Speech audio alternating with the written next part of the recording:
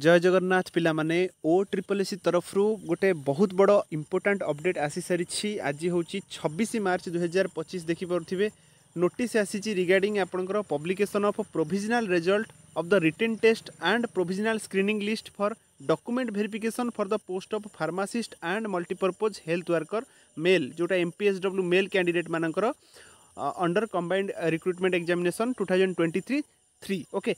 तो CRE 3 आपणकर आसी कौन ना रिटिन टेस्टर रिजल्ट आसी प्रोविजनल स्क्रीनिंग लिस्ट आसी आउ ता सहित डॉक्यूमेंट वेरिफिकेशन अपडेट आसी सारी। तो गोटे दिन में तीन टा अपडेट MPSW आउ फार्मासिस्ट पिलांई। तो निहाती भावे मार्च मसरे ही हबार थिला डीवी तो सेटा होउची।